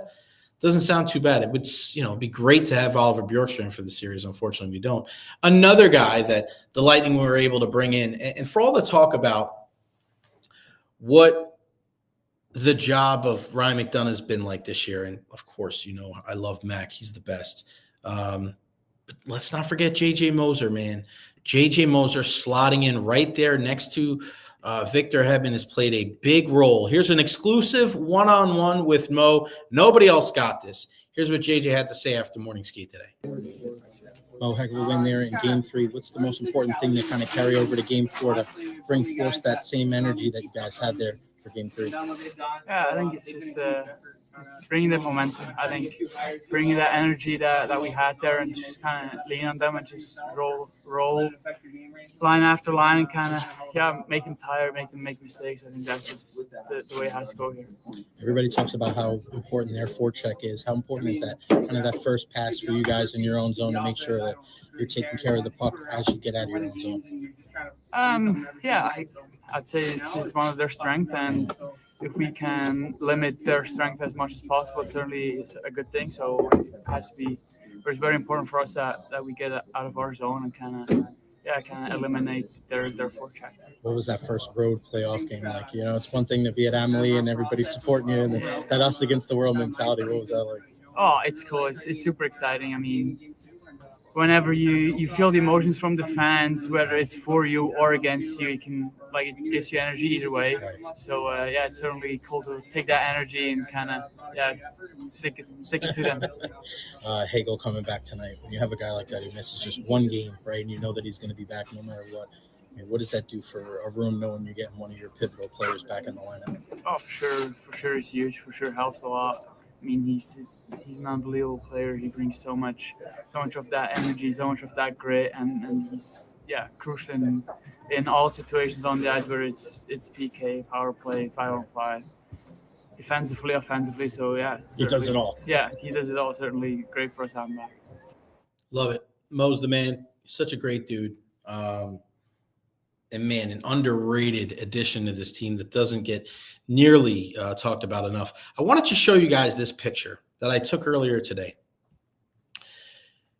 A lot of people, you wonder what makes teams great. Obviously, it's the players, it's the organization, it's the coaching. But there's something that I saw earlier today. I wanted to show you guys. I took this picture at Amerant Bank Arena. And here's the picture right here. So this is Jon Cooper and the team. So this is right after we get there. The guys are skating around a little bit, and the guys all came over by the board. Jon Cooper was about to speak, and they took a knee, and then Jon Cooper said, "Bring it in closer." And then you see how tight-knit that group is right there. You look at how close together they are and how everybody is dialed in, everybody's focused, and everybody is ready to listen to instruction. Look how many views and how many likes that is. I wondered when I posted this, would people really understand what I was trying to get at? And it seems like it came across well. This is what Jon Cooper does. This is why he is one of the best coaches of this generation and why he's going to be a Hall of Famer one day. Because there's something to be said about how you get your message out and how it is received by your team. And I just thought it was such a nice moment to be able to capture on camera there, because this is a team, even after winning Game 3 on Saturday afternoon, there was almost like they seemed pissed. They seemed pissed that people were counting them out. There was such a belief in that locker room. And Coop said it even after I think it was after, losing game 2. Like, there's a belief in this locker room. Not saying that Florida doesn't have this belief, but there is a belief in this team that they can win not just this game tonight, but this series, and that they can make a long postseason run. The talent is there. The skill is there. But it's more than just that. It's the will. It's looking to the guy next to you going, I'm going to do whatever it takes to win this game tonight. And you saw that. I brought it up before about the block shots. You have the best goalie in the world. You have incredible players on defense, great skill players up front. You have a great coach. Like, there's a lot of fantastic ingredients to this recipe. Because I got to be completely honest with you. I love covering the Lightning. And I was thinking about this on the way to availability yesterday. Does this team have it? Does this team have that little extra that teams have that win championships? Because I saw it in 2020 and I saw it in 2021. Hell, I saw it in 2022 when they lost to the Colorado Avalanche. And I still, to this day, think if Braden Point doesn't get hurt, they win a third straight Stanley Cup. And I'm thinking about it because it's tough to be objective because you're around these guys so often. But do they have that extra little bit of something, that extra it factor that championship teams do? I got to be honest with you. I still don't know. But what I saw game 3, the second period and the third period of those games, for the first time this season, made me believe that this is a team that can go all the way. Because we're just, a team that this is good. You're not just like, hey, we want to win a round. That's not the goal. This is step 1. It may be one of the toughest steps to take, but it's step 1. You don't have your name on the Stanley Cup a couple of times like, Victor Hedman and Kuch and Vazzy and those guys do, without every single time getting to the postseason with the same team, same organization, and not thinking that you can go all the way again. Anything else I'll say it's a failure, but it's you missed your goal. I am still out there wondering if this is the team that has the it, but I feel much better about it now than I did maybe 24 to 48 hours ago. And if they win this game tonight, and again, it's not always about the result, it's about the process. You hear that a lot from Jon Cooper. Watch out for the Bolts. I put this out on Twitter on Saturday. I think the Florida Panthers made a grave mistake on Saturday, just kind of going through the motions in the middle of that contest. I remember just looking around in the second period going, is this a playoff game? The fans were one thing because it looked like they were out to lunch. They were just kind of, and it happens, right? Again, it happened with the Lightning after going to the finals 3 times. That first round playoff series against Toronto did not have the same buzz. It just didn't. There was a lot of wake me up when September ends, Green Day kind of action. Like, wake me up when you get to the conference finals. It was a natural fatigue. Also, the game on Saturday was at 1 p.m. So that both of that, I think, contributed to it. But when you do something like that, that's separate because that's the fans. But I felt that from the team as well. We're up 2-0. We're up 1-0 in the game. We're just going to put this baby in cruise control. And whether it's coaching or not, it's just human nature. And I think they made a grave mistake letting the Tampa Bay Lightning off the mat and to give them some confidence that they can win not just this game, but this series. And of course, it's one game at a time, one period at a time, one shift at a time. But the last thing the Florida Panthers wanted to see was Nikita Kucherov wake up, Jake Gensel to find his groove, Andrei Vasilevsky to get locked in, Brandon Hagel to be able to come back and contribute. And if the Lightning can play with that same type of energy and emotion and intensity that they had on that penalty kill and that they had in the third period, I think I feel a lot better about my prediction that the Lightning are going to win this series. We'll see what happens tonight. Again, 7 o'clock puck drop at the Amerant Bank Arena there in Sunrise, because I am here. Make sure you follow me at Recher on all social media platforms.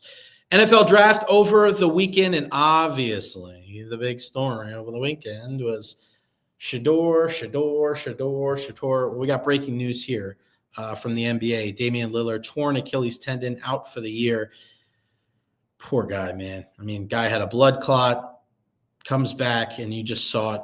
You knew that it was an Achilles. And big shots throughout his entire career, whether it was Portland or Milwaukee, and a guy that they brought in to join up with Giannis Antetokounmpo and try to bring them another championship, and his season is cut short. You just feel for the guy, man. It sucks. Also, Mike Sullivan, we saw this earlier today, out as Penguins coach. The two-time Cup winner. Wouldn't be surprised if he goes with the Rangers or with the Bruins. But NFL draft, and again, we're going to go into the Bucs part of it at 2:30 in about 10 minutes or so, when our pal Scott Reynolds joins us from Pewter Report. But the big story over the weekend was Shedeur Sanders. And the Shedeur Sanders saga held the 2025 NFL draft hostage. And I got to be honest with you, I could not change the channel quick enough when there was just this constant vomit about Shedeur Sanders. I don't dislike the kid. I don't want to see him not do well. I'm not even as turned off as some other people about Dion and the way the whole situation was handled.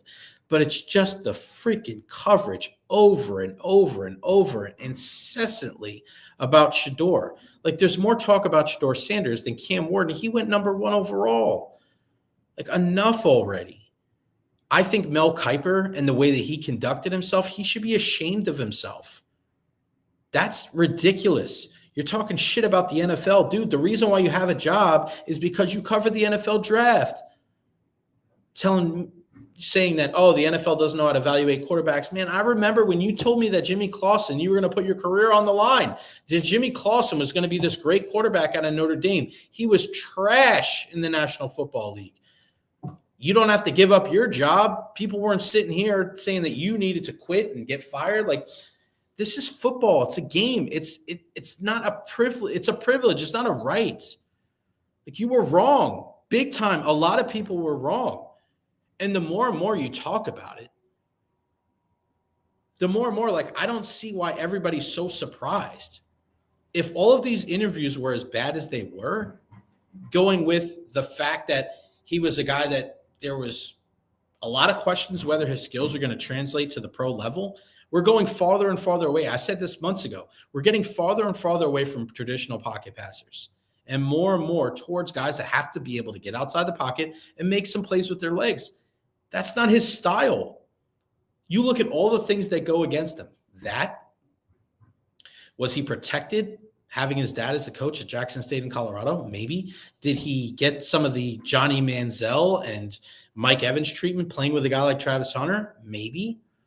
Do people not want to be a part of something where a guy doesn't interview well or has this really lofty belief in himself? And there's a big difference between arrogance and confidence. And I think we just get lost in this entire thing. There's such and again, it's not a political thing, but there's such a liberal type of view when it comes to things like this, that it infiltrates the conversation. And it clouds and muddies the entire discussion, that you cannot be objective or subjective at all. Everything, it's like, it's got to be a racial thing. Cam Ward was the number 1 overall pick. What are we even talking about? He's a confident player. Cam Ward's not confident? Like, what are we talking about here? There's a difference between confidence and arrogance. When you, as a father, Deion Sanders, were letting everybody know on social media years ago that you wouldn't let your son play Cleveland, like, people don't forget these things. Let's go back to the conversation we were having a little while ago about what people are willing to put up with in sports. If Shedeur Sanders was a no-doubt talent, a no-doubt guy that is going to be successful in the pros, then people are willing to look the other way for a lot of the BS and a lot of the off the field stuff. But there's question marks there. Why is that so unable? Like, I don't understand why that's so difficult for people to comprehend. And people that say certain things are like, oh, I don't care if he does well. Like, I don't want to ever see anybody do poorly. Like, I hope the kid learns from this situation. I hope he's better for it. I hope he comes out and this completely changes his trajectory of his career, where he goes out there and he does perform really well. And he comes out and he goes, hey, man, I probably didn't go about this situation in the right way. Maybe I need to be more humble. Maybe I need to look myself in the mirror. Maybe I need to focus on the things that are considered weaknesses in my game and turn them into strengths. And then he comes out on the other side and he's better for it. I want that. I would love to see that. But whether it's a Manziel, whether it's a Jamarcus Russell, whether it's a Tim Tebow, it doesn't matter what it is, whether it's a Ryan Leaf, whether it's a Aaron Rodgers, right? There's only so much that people are willing to put up with when it affects what's going on the ice, on the court, and on the field. And we have this conversation when it comes to the Rays and the stadium. It's not always about the quality of the issues. It's about the quantity of the issues. And if you are going to put stock into a guy that's going to be a quarterback for your football team, the most important position in all of the four major sports, because not only are you a player on the field, but you're a representative of the franchise and the organization, and everything you do gets scrutinized. The people that make the decision of who is going to be in that spot, that is not a decision that is taken very lightly. Now, they may be wrong in that situation, like we see with the Cleveland Browns, but don't tell me that Jimmy and Dee Haslam, when they brought in a guy like Deshaun Watson, they didn't pour over that decision. Again, they weren't right, but they knew that what they had to do in order to bring him in there, and they thought that this decision was the right thing for them to be able to finally get a franchise quarterback there. That's why they gave up all that draft capital, and that's why they gave him the largest guarantee contract at the time at $230 million. Now look at them. Let's think about owners, though. Who's firing them? Nobody. It's their team. But they don't get to the point where that they're billionaires by making bad decisions and making snap decisions. So when something like this happens with Shedeur Sanders, people are going to pour over it incessantly. What about this? What about that? I don't want to deal with this. I don't want to deal with that. And then some people, and we're also looking at a year where there wasn't a ton of teams out there looking for a quarterback. So again, quantity of decisions. I just think it's very lazy when we start looking at situations like Shedeur Sanders and we go with the BS narrative, the same thing. It's collusion. It's another Kaepernick. They didn't draft him because he's black. Like, come on, man. Like, really? Like, have a normal conversation. That's the thing, is like, it doesn't mean that there's no reasons why people didn't draft him. It's not black and white. There's gray area in this entire thing. Does his off the field stuff have something to do with it? 1,000%. Because he was an accurate passer last year. But there's been plenty of accurate passers that haven't gotten drafted over the years. Plenty of guys that didn't get drafted until very late that were Heisman Trophy candidates or Big 12 Players of the Year or the SEC Players of the Year. Like, come on. Like, be realistic with the discussion. And the coverage was absurd. There were so many great stories that we didn't get to hear anything about. Why? Because of this. And as far as the prank goes, Jeff Ulbricht's son pranking him with the phone call, listen, we've seen this a lot the last couple of years, right? And for people to go and Jax Ulbricht came out, I'm so sorry I took away from your moment. It was selfish and childish. I can never imagine getting ready to celebrate one of the greatest moments of your life, and I made a terrible mistake and messed with that moment. Thank you for accepting my call earlier today. I hope you can find it in your heart to forgive me. Shitty thing to do. Really was. But he's 21 years old. Right? This isn't a grown man. This isn't a 40-year-old guy living in his parents' basement. The kid's 21 years old. It was a crappy thing to do. Crappy. But for people out there like Stephen A is going on TV saying like he should get his ass kicked. Really? Put the shoe on the other foot. Didn't Cooper DeJean get pranked last year? Weren't there other players that get drafted? Now the biggest voice in our industry is telling somebody that they should kick their son's ass. What the hell are we talking about here? I don't absolve him. I don't think that the kid's the worst kid. He's 21 years old. Classless. I think he should have to do something to pay for it, but to act like he's the worst person in the world because he was trying to do something like this, like, come on. Let's be realistic in situations now. Whatever. NFL draft has been obviously, and people were going to go out and say, oh, well, the draft is because of Mel Kiper. No, it's not. No, it's not. The draft would be just fine without Mel Kiper. You know what I loved about the draft? I loved Nick Saban. I love Nick Saban in the draft and talking about, I'd much rather have a guy that knows the game and coaches the game rather than some weird draft expert that studies all this tape and may not know what they're talking about. Again, I said it before. We're talking about Benjamin Morrison. ESPN's like, oh, he does a great job tackling in space and shedding blocks and all this. Then they go to NFL.com. It's like, oh, he doesn't do a great job tackling. Like, where are we at? What is going on in this situation? Give me a coach that's been there. Give me a guy like Nick Saban. I'd rather hear Nick Saban and what his opinion is over a guy like Mel Kiper Jr. I'm good on Mel Kiper Jr. I'm good. I'd much rather watch the Pewter Report. I'd rather watch Pewter Report on the weekends of the NFL draft coverage than listen to what Mel Kiper, whatever the hell he's got to say, yelling at the TV when he's been incessantly wrong for the last, 2 or 3 decades. And a perfect set. We bring in Scott Reynolds from Pewter Report. What's going on, buddy? How are you? Hey, Jay. How you doing, man?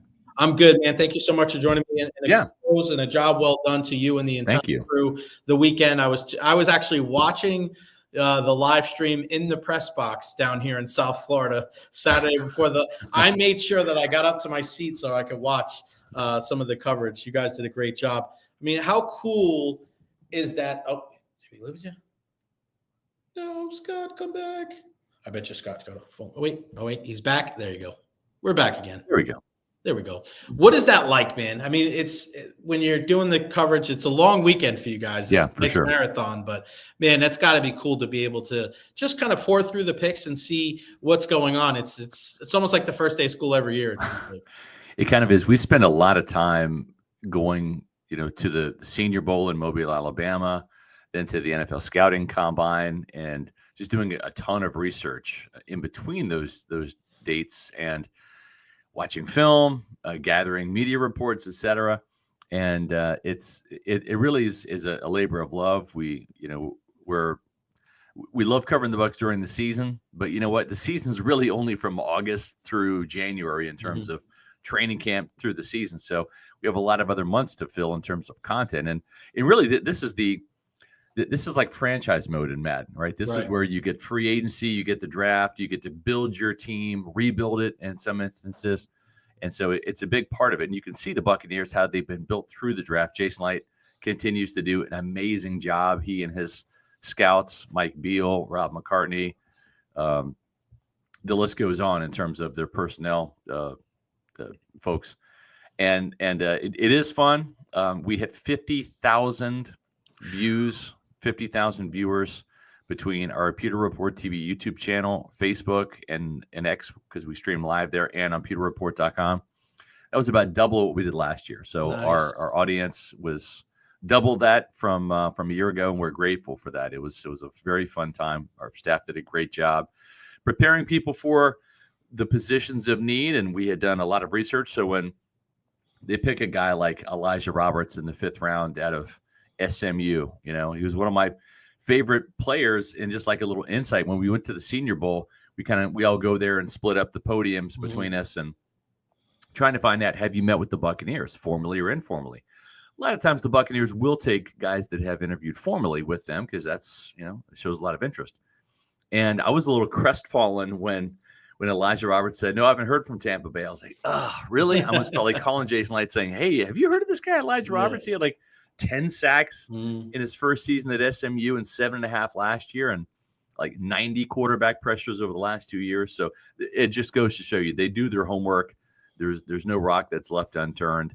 And, I was thrilled to see him picked in the 5th round just because he fits a need because he could be a replacement for Will Golston, I think, this year. I think Will's probably going to retire. And then also, too, maybe that defensive tackle number 3 behind Kalijah Kancey and Vita Vea, because Logan Hall's entering a contract year. And this is essentially like a eventual replacement for him, probably.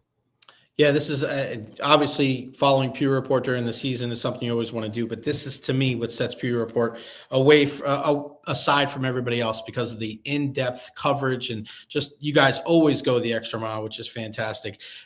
When you just mentioned Roberts, is this class different than years past as far as I feel like there's a lot of guys this year where, you can look at projectability or production. I think you look at guys, what they did in college, but of course they have to be able to kind of translate that to the next level. I feel like there's a little bit more of a production type draft than a projectability type draft. Do you agree with that sentiment? Yeah, and I think Jason and his staff have done a really good job over the last 5 years or so of really kind of mining day 3 and finding some gems. It's disingenuous for me to say that those used to be throwaway picks, but for every team, your chances of making the team as a first rounder are it's 100%, right? Like you're not going to cut a guy after you spend a first round draft pick on him that year. Second round picks are going to make the team. Third round picks are going to make the team. Fourth round picks usually given the benefit of the doubt, right? But your day 3 guys, 5, 6, and 7, they're not locks to make the team, right? They might be practice squad candidates, or they may not just be good enough, whatever. And I don't think the Buccaneers used to do a very good job of hitting on some of those day 3 guys. And guess what? If you have a draft where you have 7 picks, the Bucs had 6 this past year. But I mean, that's 7 players you can add to your team. And the first round pick's going to be more talented than the 7th round pick, but it doesn't mean the 7th round pick can't make the team and can't be a productive player. And I think we're starting to see now over the last several years, guys like Cade Otton drafted in the 4th round, Zion McCollum drafted in the 5th round. Servassier Dennis was a 5th round pick. You look at this year's Bucky Irving was a 4th round pick. You're looking at this year's David Walker. That's a very exciting pick in the 4th round. I think he's a stud pass rusher. 7th round pick, Tez Johnson. Why not? Right? This is at very worst, he's going to be the punt return maybe favorite. I don't know that Trey Palmer's done anything to hang on to that job. And maybe wide receiver number 5. So I like the fact that I think they get some steals on day 3. It kind of completes the draft class. And I'm just as excited about some of those day 3 guys as I am about the day 1 and 2 guys. And that tells me that Jason Light and his staff have really done a good job of just scouring over all of these guys. And more importantly, I think, Jay, the continuity between Jason Light and Todd Bowles, the coaching staff, it's so helpful because they can sit there and say, this is what a Buccaneer defensive back looks like. This is what a Buccaneer defensive lineman looks like, because they know that from having their own players be successful in the system and then drafting more players that just seem to be good fits. Usually you look at teams like Baltimore, they always have good drafts. Why? Because the Ravens have a system and they can just identify it and say, Malachi Starks, he's a Ravens type safety, right? And that's how good teams continue to draft well and continue to stay good is just having that consistency and that continuity. I'm so glad. I mean, you couldn't have said that any better, because we heard it last year when they picked Nate Wiggins out of Clemson. It was like, that's a Ravens guy. And I heard it during the draft this year. I forgot what channel it was on, but when somebody says that's a Buccaneer type guy, that's way more of a tip of the hat, not even to the draft class, but to the organization as a whole. It's not even the team, it's the organization. That's the type of, and I think it goes deeper than the player, Scott. I think it's the person. It's the person that they bring in. Let's go to the top. I want to get your opinion on Abuka, because I am, one of the, I know a lot of people, I love what Jason Light did in the draft class. I understand it. Yeah. But I also look at the situation where, they didn't get a linebacker. They could have got some other guys at the pass rush. I know that who they did get. And the fact that if everybody's healthy, your number one pick could be wide receiver 4 week 1. That's right. I understand why that you make a pick and you're looking at the present and also the future, but just what else am I missing here? Because I don't hate the player at all. I love the player, but I just wonder, he could have a good rookie season, but could they have gone in a different direction? Could they have traded down? I'm not a sheep. You know me. I'm looking at it from a lot of different ways, but just take me through your mind, your thought process of the first pick. There's a lot of ways to look at this. A lot. I did a 10-minute video, and I'm not going to spend 10 minutes on it. I'll give you the Cliff Notes version on a Pewter Pulse video I did for Pewter Report TV, kind of breaking down all of the ways that Emeka Egbuka can help this team. Here's just a couple right off the bat. Go back to that Commanders loss in the playoffs, right? Commanders were averaging 30 points per game, right? And you saw them, go up to Detroit and shellac the Lions, score over 30 points in that game. Tampa Bay's defense held them to 20 points. And granted, Tampa Bay's defense didn't have Jamel Dean in the second half, and they lost the game, right? I'm not saying that Tampa Bay's defense was spectacular that game. I mean, shoot, the Commanders didn't even punt the ball, right? So Todd Bowles' defense did not have a great game, didn't even get a takeaway, but did enough to hold the Commanders to 20 points up until that final field goal drive. They won with 23 points on the board. That was about 7 points fewer than their average. But part of the reason why they lost was not just Todd Bowles' defense, it was the Bucs' offense. Only 20 points, and this was a team that was averaging 30 points. And you go back and you looked at what they were doing down the stretch, scored 40 points against the Chargers out there in LA, for example, right? So the offense underwhelmed just as much as the defense, but we noticed the defense more because of that last drive. They weren't able to get off the field or, forced to take away, whatever. So this is another weapon for Baker Mayfield. And go back to that Kansas City game. Kansas City was literally on the ropes. I think the Bucs should have gone for 2, but they scored 24 points against the Chiefs on Monday night at Arrowhead without Mike Evans, Chris Godwin, and even Jalen McMillan. Right? They did it with Sterling Shepard. They did it with Ryan Miller. They did it with Raheem Jarrett. And so what would have happened if you would have had Emeka Egbuka, a player of that caliber there? You might win that game. And I think Todd and Jason got scared and scarred from that game. And also from the stretch of losing 4 games without Mike and Chris, right? Starting with the Ravens game. And you saw the point production go from 31 points against the Ravens to 26 points against the Falcons in a loss at home, 31-26. And then a loss to the Chiefs on Monday night. They scored 24 points. And then 20 points in the 23-20 loss to the 49ers. And that was with Liam Cohen calling plays. At least Liam Cohen had 2 years worth of play calling experience in the SEC, which is what I call NFL junior, right? When you're outgunned and you're going up against Alabama, Georgia, Tennessee, Auburn, LSU, those types of defenses, right?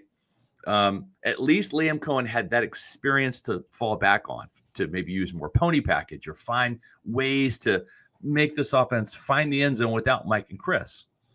Well, Josh Grizzard doesn't have any experience calling plays at all. So this was just as much about we can't allow lightning to strike twice. And let's hope lightning does strike twice tonight, Jay. Let's hope the Lightning do win in Sunrise. But they can't allow that to happen again, especially with Josh Grizzard calling the plays now. And so this is much about that as it is, finding a future guy to eventually replace Mike or Chris or whatever. The other thing it does too is go back to Trey Palmer's rookie season. We were all kind of like, encouraged by that. Had just under 40 catches for around 400 yards and 3 touchdowns. Kind of, came on, had a touchdown against the Saints later in the year. Not bad for a 6th-round pick. Arrow was kind of pointing up for Trey Palmer. Well, then they draft Jalen McMillan, and he just came in and blew the barn doors off, right? And Trey Palmer wasn't up to the challenge in training camp. Matter of fact, he slid down the depth chart. And I'm not saying that Jalen McMillan is going to do that, but there is a thing called a sophomore slump sometimes. And iron sharpens iron. And so the success that Jalen McMillan had down the stretch is very encouraging. And he's just a better receiver than Trey Palmer is. I'm not expecting the same thing to happen. But now you safeguard against that. Now it's not, hey, I've arrived. I'm wide receiver number 3 behind Mike and Chris. Jalen McMillan can't go into training camp with that attitude. He's going to have to essentially try to beat out Emeka Egbuka for opportunities, for snaps, for reps. And so there is that factor too, that you are essentially iron sharpens iron. You're bringing that scenario to Jalen McMillan now, and kind of like making sure he doesn't have a sophomore slump. And I don't think he will. But if you go back and look at the numbers, we all look at the 8 touchdowns, but actually his receptions and yardage production, very similar to Trey Palmer. He didn't have many more catches or more yards. He just had more touchdowns. That's what stood out. So I think those are a couple of factors, aside from the fact that at age 32, Mike Evans is not going to get faster or healthier, right? Right. Coming off an injury at age 29, Chris Godwin's not going to get faster or healthier. And this is also a safety net just in case Chris doesn't return to form, or maybe even return by week 1. Go back to the last time he had that knee injury.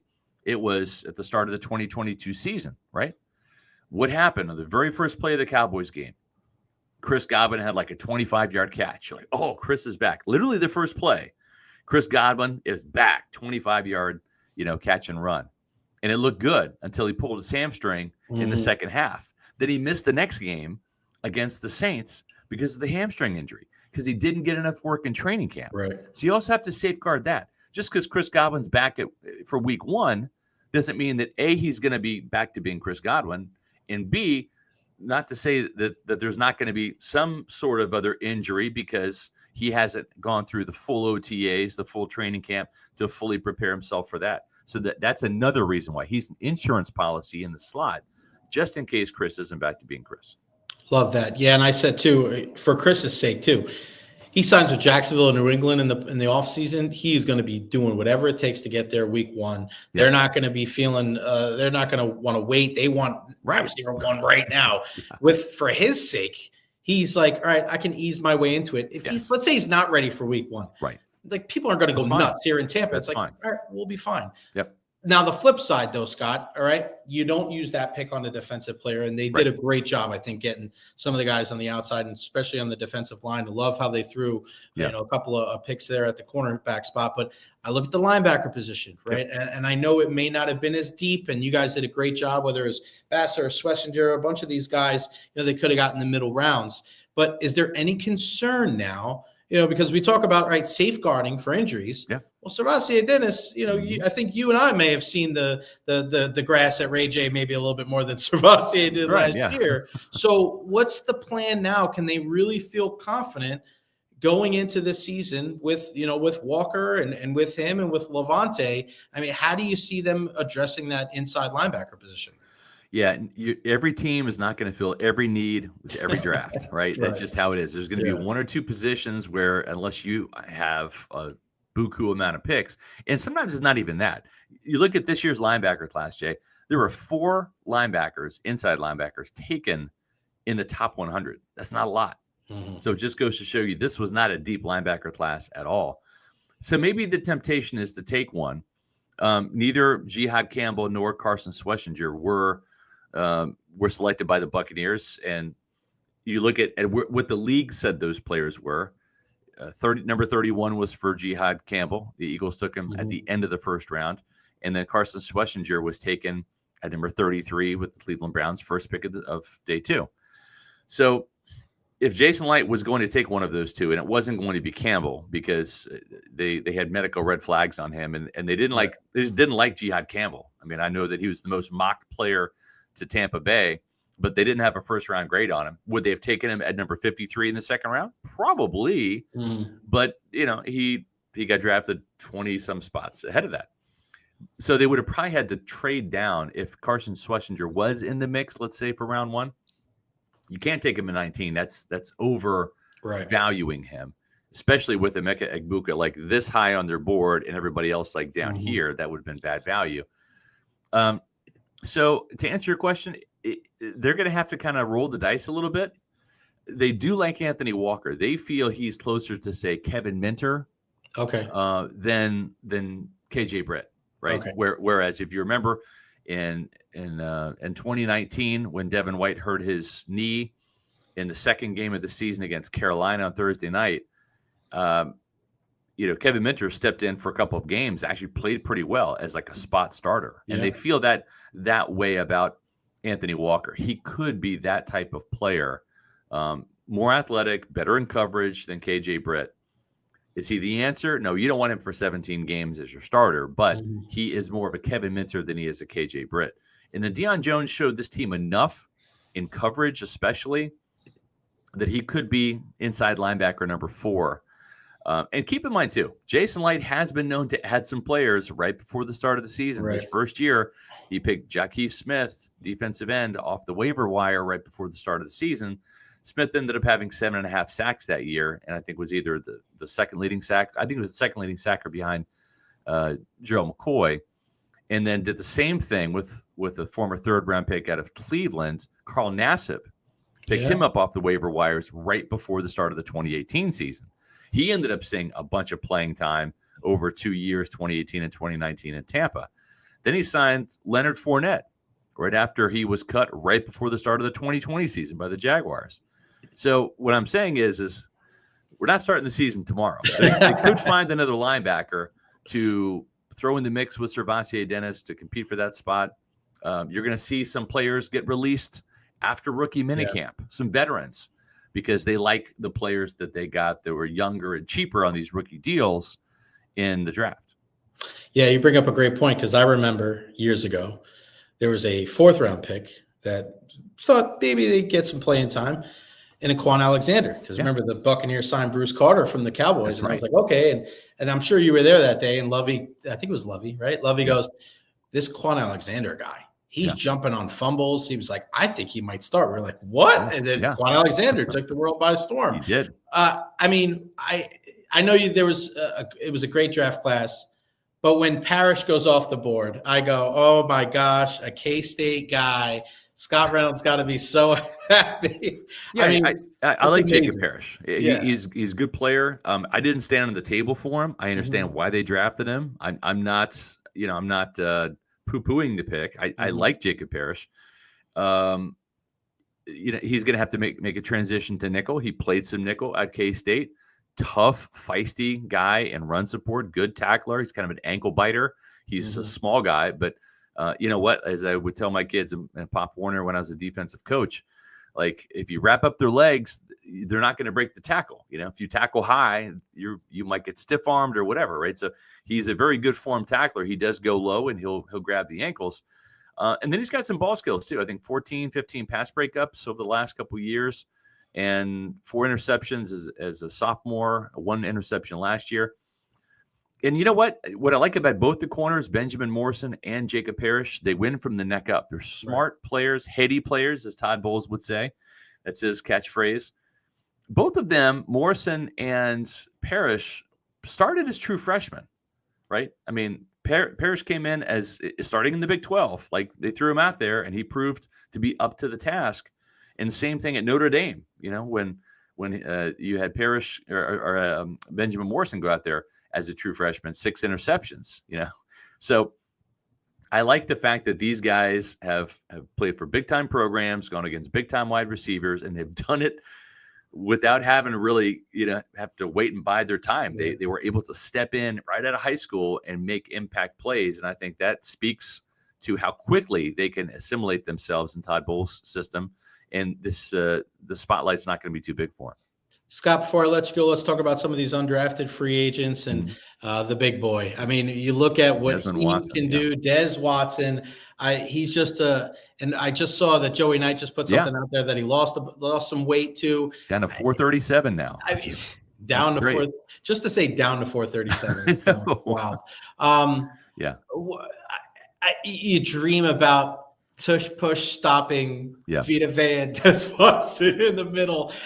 Tell me about the prospects he has to make this team and to contribute, and how he can contribute, and maybe some of the other UDFAs that are standing out to you. He's got to really make the team probably on the practice squad first, right? I mean, the conditioning, the NFL level, he's not going to be pushing around sophomore guards from South Carolina. He's going to be going up against grown men, and there's a difference. he probably, I haven't heard this from the team, but I mean, it would be kind of foolish to think this guy has to be under 400 pounds to really give himself a chance. Right. And as I said on my Pewter Pulse video on this topic, I think this is kind of like a one-part humanitarian aid mission from the Buccaneers, because at 464 pounds, I don't care who you are, that's not healthy. Like you're not going to live that long at that. And he does have an admitted eating disorder. There's no doubt he's addicted to food. He said that. I'm not, casting aspersions on him or anything. This is the truth. No, yeah. So the fact he's down to 437, it's heading in the right direction. And the thing is, Jay, if he had come to Florida at 450 and he was down to 400 by the draft, you think, okay, guys, moving in the right direction and all of that. But he was 464 at his pro day a month ago. He gained weight in college. He didn't lose weight in college, right? So he does need some help, and you have to think that the sports science, the nutritionists at Tampa Bay will help him. And I think the other thing that really helps is Vita Vea is his idol, his football idol. And Vita struggled with weight problems. So you're putting him in the best situation where, he's used to playing in Florida. That's at least a plus. Not this guy's coming from Wisconsin where he's going to literally just be, out there roasting on the field during training camp. He's been in the swamp, so he's at least acclimated to that. He's from Plant City.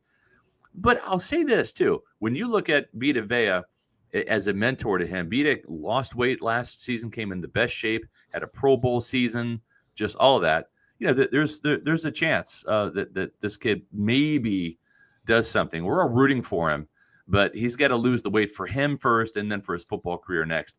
Guys to keep in mind: John Bullock, the linebacker from Nebraska; J.J. Roberts from Marshall, the safety. I think he's pretty good. Jake Minor, the offensive lineman. They really like the offensive lineman that they signed. That Ben Chukwuma.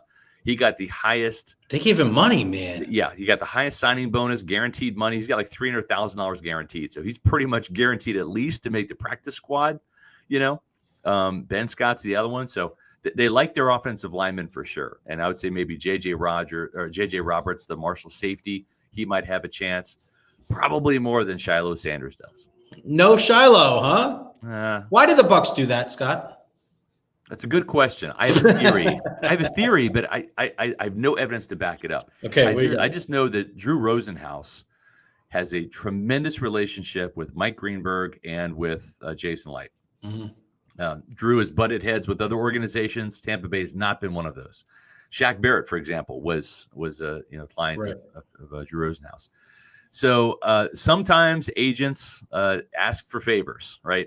I'll help you with this contract and this guy, but you owe me one in the future.